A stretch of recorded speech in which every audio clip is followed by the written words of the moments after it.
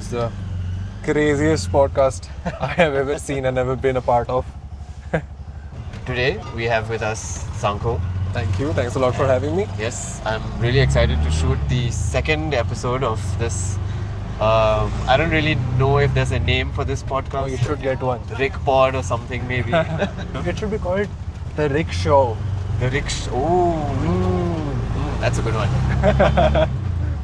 We are in Bengaluru with Sanko, who is also a YouTuber. And Sanko, why don't you tell us a little bit about yourself? Yep. Hi.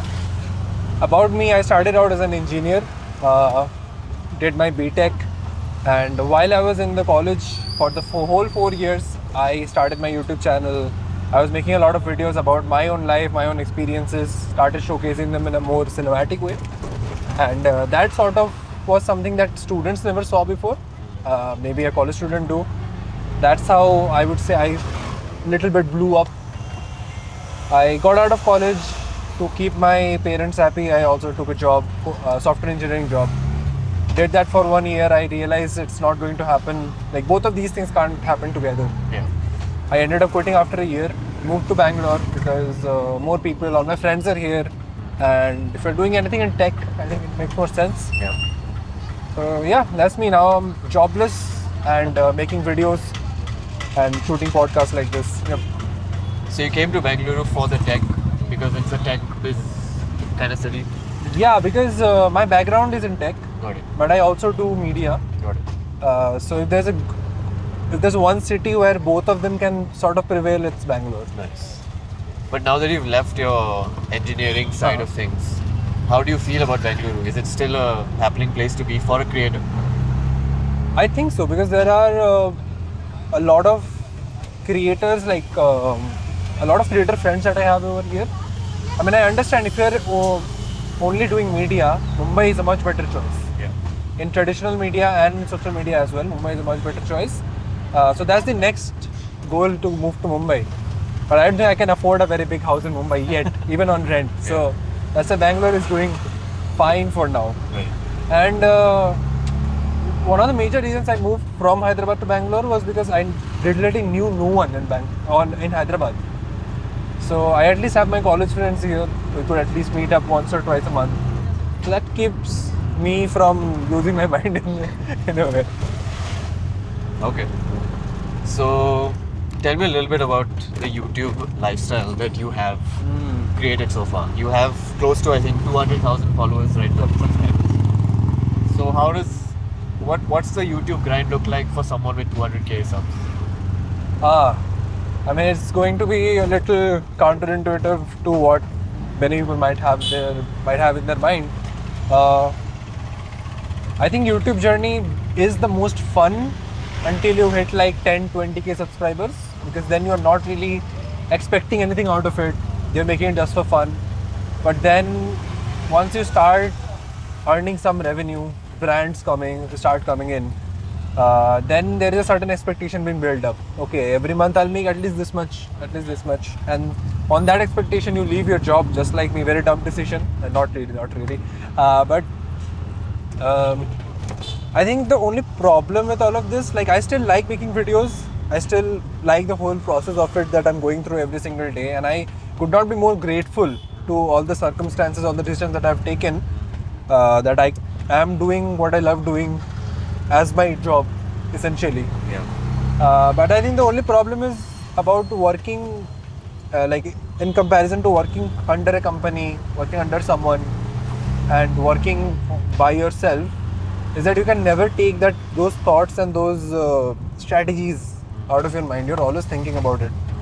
How can I do better? What could be wrong? It's like running a company, essentially. Right. It starts out as a hobby, as a side hustle. Yeah. After one point, it's essentially running a business. You have to carry the weight of what people want to see. It's essentially customers. You have to build a product that they can actually like and keep coming back for. So yeah, it gets a little bit hectic, but at the end of the day, it's still fun. Looking at comparing it to a corporate job, it's much more fun than that. Definitely. How would you say, so do you have a team right now? Because you mentioned that it started off as a hobby and then now it's become a business. And that's something that I've had a thought of before as well, like a sort of a fear, if you want to call it Uh-huh. that I might lose my artistic, creative side of things when I delve into the business, managerial side of YouTube. Has that happened to you? Have you lost that sort of creative edge, or are you still always trying to constantly find a balance? And hence, have you gotten a team so that it helps manage this even better? Okay. Basically, there are two questions. Yeah. The first one, I would say yes. I have definitely brought my creativity down to like 40-50% of what I am capable of. What I used to do on YouTube before. That is why I like my old videos more. Now I am also thinking about, okay, people might not want to watch this. People might get bored over here and click off. So those things I have to keep in mind, because that transitions well into the other question as well, because I have a team, I have to pay salaries. Correct. But thankfully none of the team members that I have are on site yet. I am experimenting with one intern recently.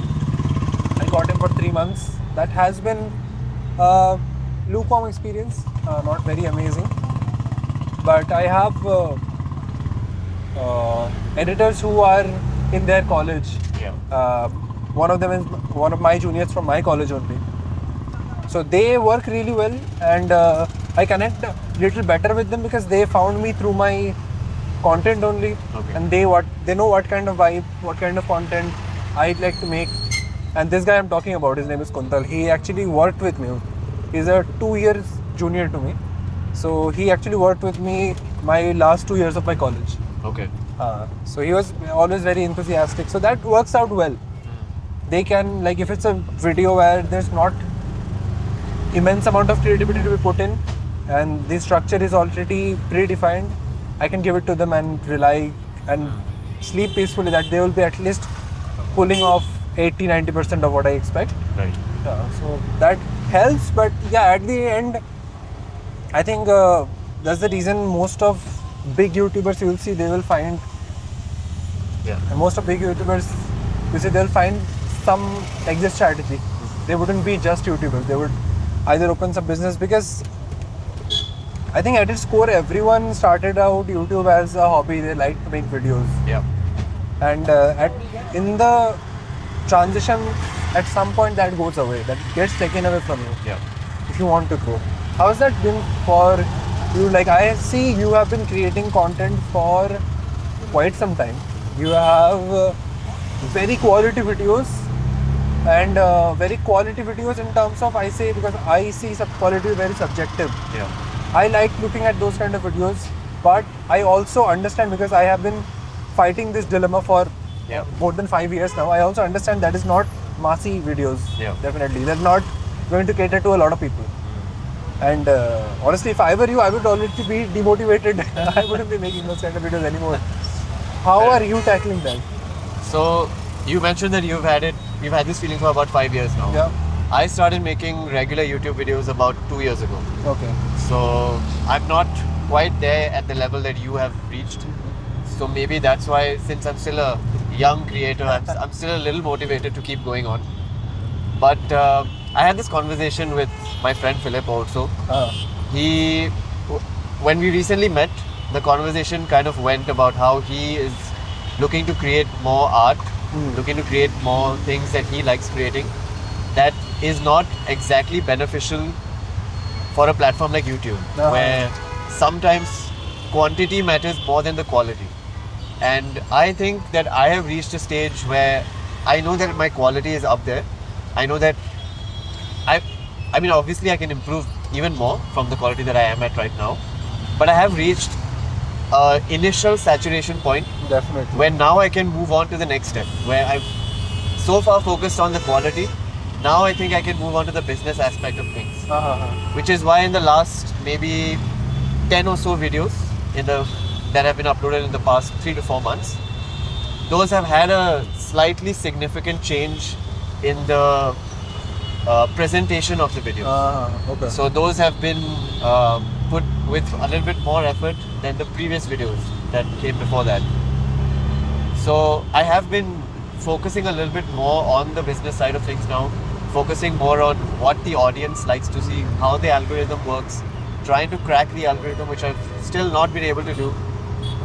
It is slightly demotivating, of course, that my views aren't crossing that 1K barrier, which is, I don't know, it's become like an obsession now. Like Yeah. every video I upload, I hope it crosses the I think 1K barrier. one crossed 900, but it didn't reach. Yeah. There's a couple that have reached like 900, but it just doesn't go into the 4-figure mark, which is, okay, it's a little demotivating. But again, I'm just starting out in the phase where I've entered the business side of YouTube a little more, and there has been a remarkable change because in the last 10 uploads, I've had a consistent more than 500 view count at least in my last 10 videos. That's great. Yeah, which in the previous videos till then was not a consistent thing. I used to get 160, 200 views, nothing that even crossed 500. But that's changed in the last 10 videos, I would say. So having that focus shift, that mindset shift towards being a little bit more on the pragmatic side of YouTube rather than the artistic side of YouTube has resulted in a positive change. And it's still a relatively new experience for me. So maybe that's also the reason why I've not been extremely demotivated. I'm still feeling like motivated enough to keep creating. That's great. That's great. Yeah. Britishore is going to shoot up, and this will all be a great backstory to tell, a tragic backstory. I mean, in my podcast, I have a section called the tragic backstory. Okay. Amazing. Nice. Yeah. So tell me a little bit about, you posted this as well on one of your YouTube videos about YouTubers in India. I think the type of content that you make, the type of content that I make, is not something that we see a lot of in Indian YouTubers, whether they live in India or not. But it's not something we see often, slow cinematic videos. Yeah, definitely. We see a lot of commercial videos, if I can call it that. We see a lot of educational Commercial videos, entertainment. videos, but not so much the type of content that we make, which is more slower, which is more pleasant to look at, cinematic to look at. So tell us a little bit briefly about how you would like to see YouTube India change a little bit so that there's more creators like us as well. And hence have the ability to collab with such creators, because we are collaborating now quite literally because of the similarity that the two of us have in the type of content we make. Okay, so I think Indian YouTube, the major problem, okay, I wouldn't call it a problem because anyone who's creating videos, putting out that much effort into, even in entertainment, even in commercial videos, infotainment videos, I'm pretty sure those people also want to create very meaningful videos, but as we said, to the business side of it, what people want to see is what is being served. Yeah. So we can't really blame it on the creators. I think we can't really blame it on anyone. It's like different demographics want to watch different types of content. Yeah. Right. And I think for Indian YouTube to change, Indian cinema has to play a very vital role. Because even in movies, in Bollywood, in South Indian movies, I have not watched much, so I don't know much about Bollywood in South Indian film industry. But at least in Bollywood, what is getting a lot of eyes is infotainment and commercial movies, not very story-driven, pleasant to look at, and slower movies. It's almost a given that you have to have a dance number, 6 different songs, 3 different fights in every video. So I think that is what our standard of media in our head is built up. When that changes to much more slower movies, much more meaningful, much more impactful movies, I think that's when Indian YouTube and the Indian audience will also be much more open to these kind of videos, which a very small percentage of Indian audience actually do appreciate. Like your videos and my videos, when we do this slower, impactful videos, you will see this. We don't get many views, but the like ratio is very high. Yeah. People are leaving paragraphs or comments. That's true. Yeah. Those are people, a very small amount of people, but they are appreciating. I am just hoping that that grows. Yeah. And I think that thing is also in progress because I think India is getting much more accustomed to a lot of creators from the outside as well. Cox is a huge name in India right now, suddenly. Yeah. Cox, this Life of Reza. Yeah. Casey Neistat, Peter McKinnon, although these guys don't make actively content anymore, Yeah. but people are acknowledging them, understanding and seeing their videos, at least seeing their videos. Yeah. Then they got to see, oh, this is something that can be interesting. Yeah. I think it is coming. It will take 4-5 years is what I think. It's kind of a nice feeling to have that we may be the pioneers of Yeah. this sort of content in India or as Indians, which is kind of exciting to think about. Definitely. But the link that you made to Indian cinema as well, I think that was really good because we had this conversation yesterday as well Mhm. about how you went to watch Jawan Jawan. a few times in theaters simply because, not because it was a terrific movie or anything. I think story-wise it was okay, Okay. but it was the aspect of how Indian audiences reacted to that movie. Yes. You know, सीटी बजा रहे हैं लोग, dance कर रहे हैं in the theaters. It creates a whole vibe and atmosphere It's a whole experience. which Like, you can't get in non-commercial films. Yeah, definitely. Like commercial films, something I have been going to commercial films recently, a lot on theaters. Yeah. But I know I cannot make myself sit through those movies if I'm watching on a TV. Yeah. That wouldn't work. I Yeah. need 10 people blowing whistles या फिर चिल्ला रहे हैं जब भी शाहरुख खान आ रहा है on the screen. Yeah. And I'm one of them. Yeah. It's very fun to be part of the mob. कि अरे Yeah. शाहरुख खान सीटी बजाओ चिल्लाओ. Very fun. It's a whole experience. It's like compared to it's essentially what's happening right now is going to a Coldplay concert versus listening to them on your earphones. Right. It's a whole different experience, and I'm Correct. willing to pay for that. Yeah. But is that a conclusive statement about, oh, is Coldplay the greatest music band ever? Maybe not. Yeah. I think you will also resonate with this. Is we make this kind of content that not just make people, not just to entertain people, it's also something that makes people question something in their life. Fair enough. And yes. long paragraphs just mean they questioned something. Yeah, found they thought of something. it, yeah. Yeah, exactly. Thoughtful content. And another term that I like to use a lot, as you're saying, it feels good to think about that we might be the pioneers Yeah. of bringing this kind of content to India. Yeah. But again, it's a very rough patch for the first 3 to 4 years, probably the next 3 to 4 years. For sure. For sure. I call it the early movers disadvantage. Okay. That takes time for the audience to build up. Fair enough. Yeah, but whatever you're saying. Yeah. Okay, you mentioned Coldplay as well, so I think it's a perfect segue to go into my next question for you. How much of an impact does music have for you in your life? Before this podcast, like before Uh-huh. you came over and we set up all of this equipment, I was watching your latest video, the one where you experimented on not listening to music for a couple of weeks.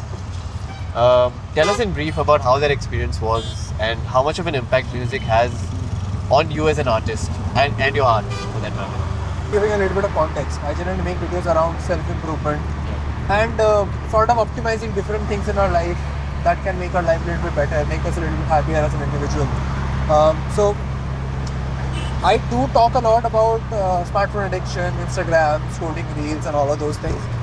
And while going through that, I noticed in my own life that we sort of listen to music on autopilot Yeah. a lot, and it has gotten to such a point that if we are not doing anything while listening to music, it feels a little bit empty.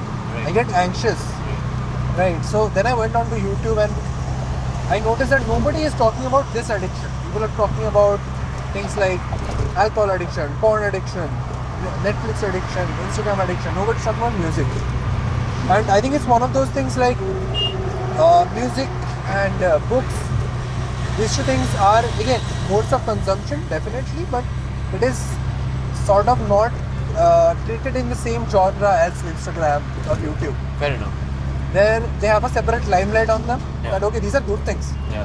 If someone is addicted to reading books, people would never say anything bad like, oh, great, Yeah, book, yeah. padho. Yeah. But I think books, okay, we can talk about that separately. But again, music is something, it's not even being treated as an art form anymore. It's just something that plays in the back of your mind. You're doing something else, you're riding your bike, there's music that's playing something in the background. So I have major two problems. One is that if something is always playing in the back of my head, my thoughts never have a segue to make it into my mind. Like, how am I actually feeling? I am never getting to actually question my feelings, how am I feeling on a certain day, because Arijit Singh is telling me to feel sad, or Diljit Dosanjh is feeling me to hope.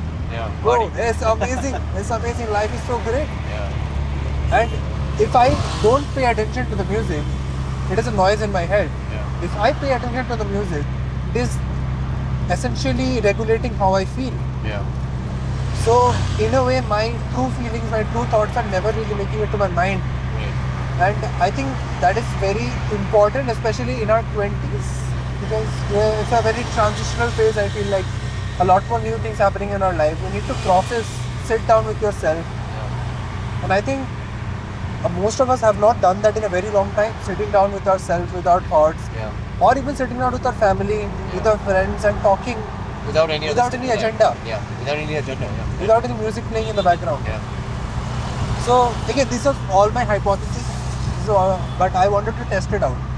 So I was like, okay, let's get like a few hundred people in Yeah. and try not listening to music, strictly not listening to music for 15 days. Yeah. And not to my surprise, but to surprise for a lot of people, all the 300 people that were involved in this challenge saw positive results. Nice.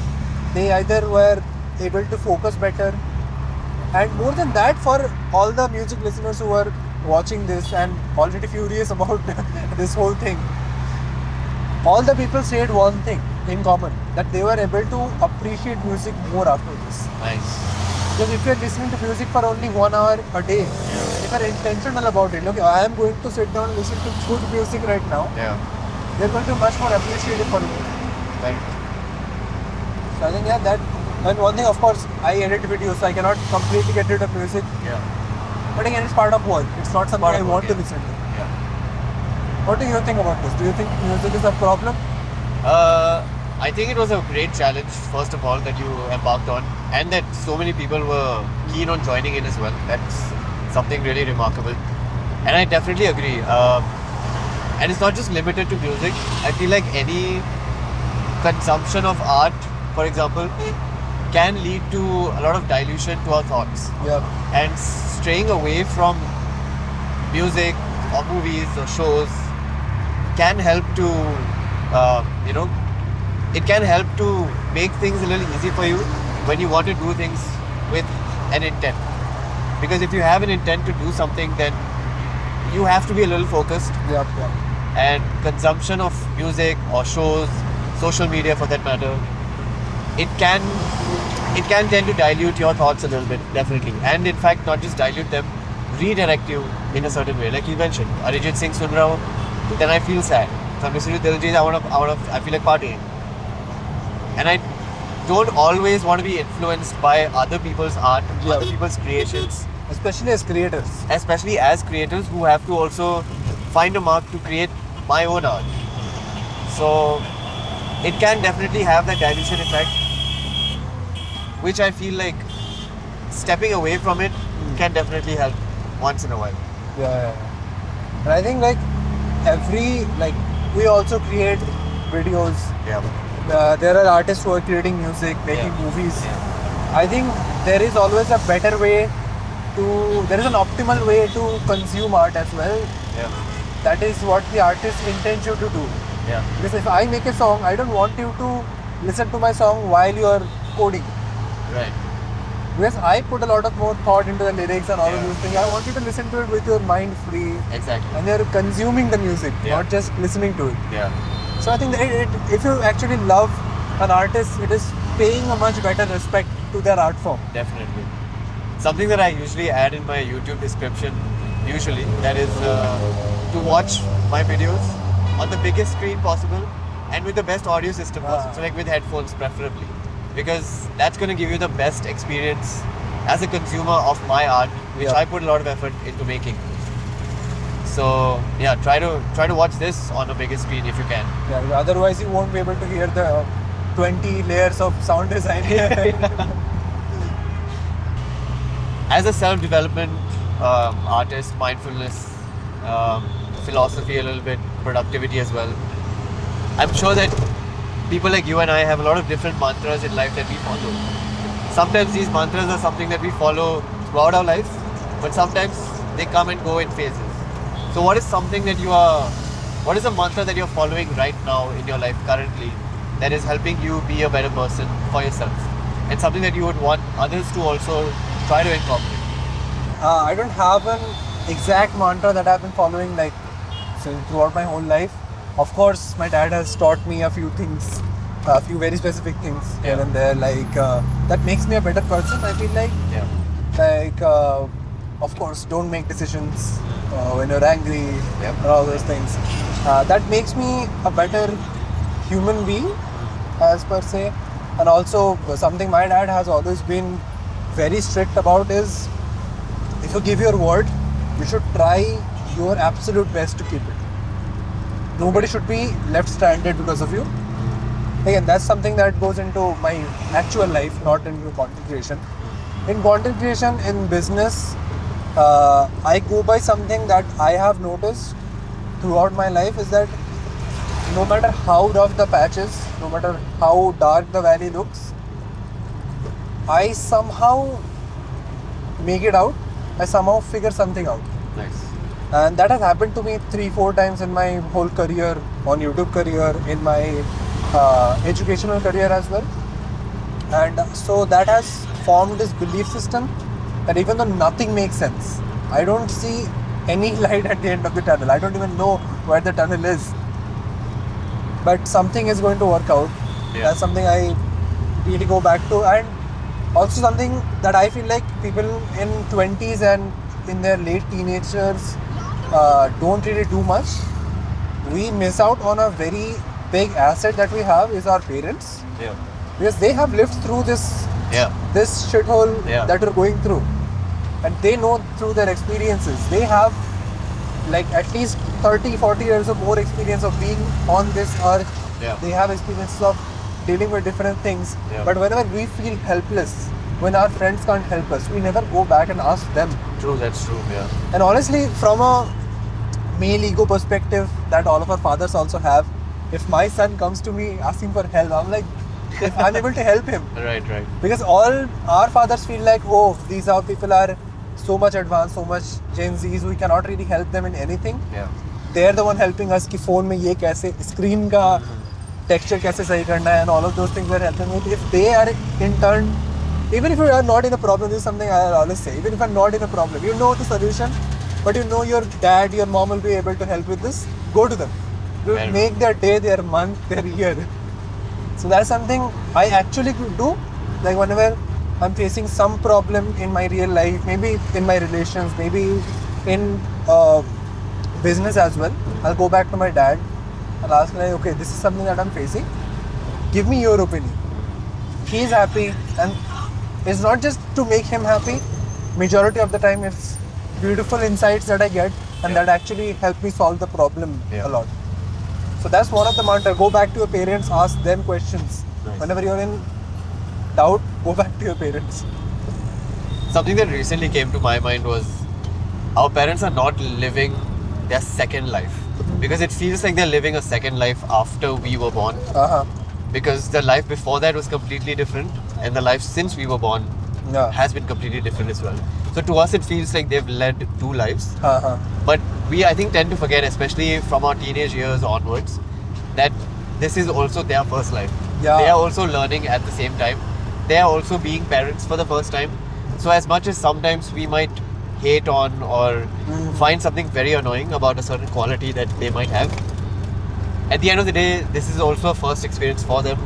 So it is also our responsibility to be kind enough to them, so that they can understand our perspective rather than expect them to understand everything from get-go. Because even though they do have an experience a lot more than us, they too are still living their first lives. Definitely, they're being parents for the first time.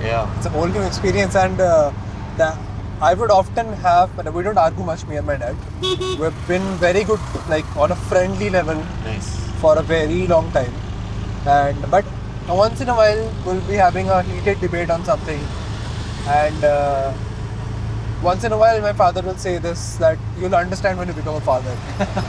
And I actually respect that. Like I believe that I will understand when I become a father. Some things that are just not getting to our head right now. And also, like I've seen a lot of people talk bad things about their parents. Yeah. I mean, as you said, we have to be a little more kind, a little more considerate, because we are what? We are 20, 25, something like that, and we have our character built up. They have went through so much more that has made them the person they are. Yeah. We might understand that they need this kind of change in their life, they need this kind of behavioral change, Yeah. but it's so much harder to do when you're 50 years old. Yeah. It's so much harder. So I think they are trying their best. That's Yeah, all I can for say. sure. Because they're our parents after all. They want the best for us. Even if they're forcing something down your throat, it is what they think is best. Might not be the best thing, but they're trying their best. So For sure. be a little kinder, be a little more adult, I would say. You've mentioned your dad quite a bit. uh-huh. And obviously he has been a great help from what I've heard as well. How much of a help has he been for you as an artist? Because you mentioned that he's or used to be a theatre artist himself. Yes. So how much of his artistic side has rubbed off on you? Definitely a lot, because one of the great things about our generation is we did not grow up with phones around. Yeah. Like even our parents did not have touchscreen phones then. Yeah. So phones were sort of boring back then. Other than that, if you go back to my childhood, I was always surrounded with a lot of books. Like if you go back to even my parents' bedroom right now, one of the walls is a bookshelf, and it Okay. has, I kid you not, easily more than 800 to 900 books, Okay. Wow. and at least 200 of them are related to films. Okay. Films, theatre, old books. Like we did not grow up in money. So my father will go to this place called College Street in Kolkata, where you can buy used books. He will buy like a lot of foreign directors' books. You'll find them. Yeah, he'll even like, those are not very popular in India. Definitely, he will even ask the vendor to find that book. They outsource their books from Mumbai. Yeah. So he has built that collection Nice. from before I was born. Nice. And even arts and craft, I would say, like when I was like, I remember in 3rd or 4th standard, what we will do, me and dad together, our bonding activity was we were building this model theatre stage. Nice. With curtains. We got like silver foils and butter papers. Bhaiya, rukna nahi hai, chalo chalo. Silver foils and butter papers for curtains. We added LED lights with switches, different types of lights. We added plywoods and greased them properly, rubbed them with sandpaper, make small chairs, tables. These are our bonding activities. It has always been around art. And sadly, due to financial conditions, he had to quit his theatre and film director shenanigans, Yeah. become a private tutor. So throughout that phase, he also understood that okay, ये करता रहूँगा, बच्चा फिर पढ़ाई नहीं करेगा, ठीक है? तो he sort of had to shove that down, Fair enough. दूर हटा के. Fair enough. I lived in a very educational centric life for throughout my school life, Okay. because in his mind it was like, if he doesn't make it out of this city, out of this town, if he cannot make it to a very good college, it's going to be very hard for him to make it out of here, make good amount of money, make a good life. So kudos to him, honestly. Yeah, for to, sure. to set all of this aside, Yeah. live his dream of being a film director. क्या गिरा? That fiction out. अंदर ही गिरा है ना ये? Okay, got it. ठीक है, I'll just keep it. चलो Yeah, चलो चलो चलो चलो. One of our One of our fiction arms just fell off. okay, no worries, no worries. Where is it? It's Yeah, tight, no? here you go. Don't end it though, it'll stay tight. Okay, Yeah. cool. Okay, so as I was saying, it was very sacrificial of him. Yeah. Sacrifice his career when he was first getting the recognition. I think he made his first short film, submitted it to a film festival. There is a big film festival in Kolkata that happens every year. Okay. He won a prize as well for that. Nice. And right the next year he has to shut everything down for me, for my education, because he also understood he wouldn't be able to fund the education with just making films, because Fair back enough. then it did not make any money, honestly. Fair enough. So But I would say though, like from whatever you've said so far, even though your family may not have had the financial means to pursue a career in art, at least your father was not able to do that. The fact that he had 800-900 books and all of that, yeah, he had the wealth of knowledge. definitely. And I think that wealth is way more impactful In than the having long run. physical money. In the long run, definitely. Yeah. Definitely. My father is a visionary, I would say. Yeah. Like he, I mean, you asked me the weird question of कि doctor बनना है कि engineer बनना है at a very young age. Okay. ठीक है. And I was all he used to be a very big fan of physics. I grew up to a very big fan of physics. Yeah. And he saw the interest in physics and maths and chose कि okay इसको तो engineer बनना होगा. And I kid you not, he did not have good amount of money back then. He knew he wouldn't be able to buy all the books that I will need when I get to like 11th standard, 12th standard. He booked, do you know H.C. Verma? Popular physics books for 11th and 12th. Okay. So everyone does it. Okay. Everyone does it. It's popular, very popular. He bought H.C. Verma for me when I was in 3rd standard. Okay. I studied in 11th only, but he started stacking books. 11th में ये books ज़रूरी पढ़ेंगे. And he's still a visionary. He started his film career again. He made a short film, made a feature film recently. Nice. He's working on the next one. Nice. And it's like, and he always keeps saying this, that what's the point of me being alive if I'm not creating something?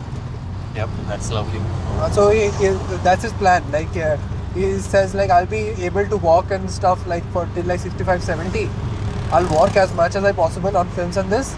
I'm saving all of my book ideas for after that. When I'm not able to function properly, walk properly, then I'll just sit down and write books. That's great. So I think having a person with this kind of mentality around me throughout my childhood, that had crafted me into this. Nice. Definitely. That's quite beautiful, man. I think I would love to meet your dad one day. Definitely. Pick his brain a little bit.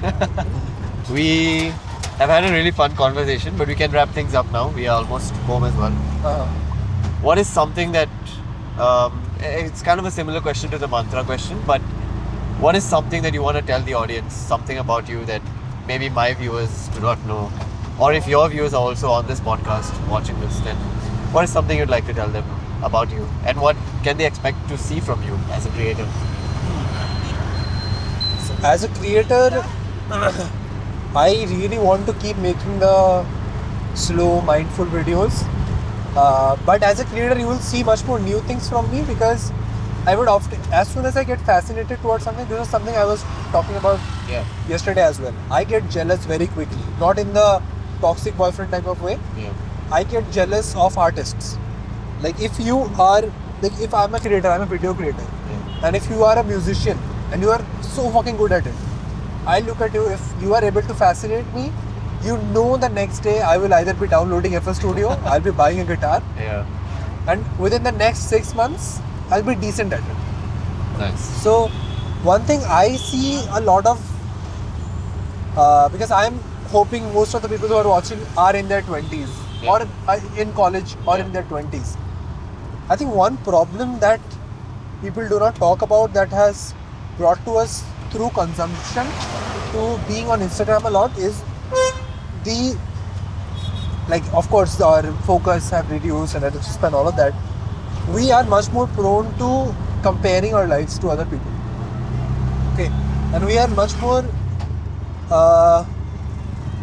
prone to picturing us doing something else. So I see this very big shift in our mindset, and the people I work with who are 18, 17, 20, something like that, they would never give their 100% into something that they believe in. Because they are, I think this is because they are always looking at other people doing other things and making a lot more money, and they know that whatever they are seeing on screen, that has taken years to build as well. But because they're watching, they're not giving anything 6 months of their time. Like you are giving this at least more than 2 years of your time. I have given this almost 2 years before I made a single penny out of YouTube. Yeah. So I think that is something that people should get into. That get into the mindset of giving something 6 months, a year Yeah. before you finally make the decision. Okay, this is not fun because this is not making me any money. Because the first 6 months does two things. One, you understand everything better. Also, you also understand is this something that I enjoy doing? Because I think a lot of people these days, even me, I've been watching like Alex Hormozy doing something. I'm like, bro, this is so fun. This is something that I should do. But it is at its core not something that I really enjoy. I've been doing, I saw Alex doing it. This is something that I must be doing. And you and I both know any businessman, any long-term creator will tell you if it's not fun at the end of the day, you're not going to sustain it, no matter how much money it's making. Yeah. So I think that's something that I will tell anyone in their 20s. Pick something that is fun to you, pick something that you actually like doing, you like talking about, and then get into it. Have an extra filter before you get into something, this is going to make me a lot of money. Yeah. Have an extra filter. Because in the age of social media, we live in a golden age of social media. I think any interest can be capitalized to make a business out of, to at least make money out of. So why not pick something that you like? And building any business, being a social media creator even, it's a lot of hard work. There's a lot more hard work than being a 9 to 5 corporate worker. Lot more hard work, lot more headache as well. Yeah. There's a lot more headspace being taken. So if you are going to suffer in something that you like doing. That's really a nice way to put it. Yeah, what's your answer to this? For sure, 100% agreed. Especially the last point that you made. I think that as creators, as artists, we never stop thinking about art. Definitely. Even subconsciously, we're always thinking about it. So for someone, I mean, not to make a very direct comparison to someone with a 9 to 5 job, but someone in a 9 to 5 job may only think about work or do work during their 9 to 5. Yeah, I mean, I can talk about it. I can guess about it because I have done a 9 to 5. Yeah. So the point is, I can survive. I'm not saying everyone is doing this, but I also notice that I can survive in a 9 to 5 if I do not give any single piece of thought about that job out of my 9 to 5. Yeah. But that is not true for this. Yeah. I feel like we are always constantly thinking of something, always constantly looking out for like ideas, creativity. I think even yesterday when we were just chilling in my Airbnb, we were thinking of like setting up a podcast there. Yes. And I just looked around. I was like, oh, there's a light streak here. There's a pattern coming there. It came to me very naturally, and it was not even. I was not even in work mode, which is I think why, as artists, as creators, we need to accept the fact that the switch is always on. Yeah, and I think we should have a much better control, because this is something a lot of people complain about. It's very hard to watch movies with us. Yeah. Yeah, we're always analyzing. We're always like, how's that shot done? The lighting is a bit weird here. Yeah. Even when they're doing great things, I'm appreciating, like, bro, the sound design. The sound design, the score is so fucking amazing. I was watching Dune. Yeah. My friend got annoyed. So I think we need a better switch. That's better fair control enough. over the switch. That's fair enough. Yeah. But that's the good thing about hanging out with creatives. Definitely. You get so much more better insights, new point of views from different creative perspectives as well. Yeah. That's why this year my goal is to have 12 collaborations in 12 months or something. Nice. Because I've been a solo creator my whole life. I've been in my room, never get out of my room. So I'm doing this series called Touch Grass on my vlog channel where I'll be going out Nice. just to make a video. That's my excuse to get out. Nice. That's a really great way to end the podcast. I had a very lovely time having this conversation with you. Same here. I think I definitely learned a lot of insight, and I'm quite excited to like go back, listen to this, edit this. I think it'll add even more insight, something that I may have forgotten to say or whatever. So yeah, thank you very much for being on this rig show with me. Name patent still pending. But yeah, thank you for Thank you for showing me around Bangalore as well. It's been Definitely. a great couple of days with you. I'm looking forward to creating more stuff with you. Absolutely. Yeah, next, my only regret of meeting this person is we didn't get to create the videos that we talk about. Fair. That's fair. So next time, I guess you are moving permanently. yeah. So next time we'll take a week, sit down, Yeah. properly brainstorm something and make a good fucking video. Definitely. We still have tomorrow to create something. We'll Yeah, but it won't be very well thought out. see. Maybe. Yeah. We'll but see. ठीक है, we'll see. Definitely. Chalo. On that note, that's it. Thank you for watching. If you stayed all the way to the end, we both really appreciate it. Definitely. You know the drill. Like, share, subscribe, all that stuff.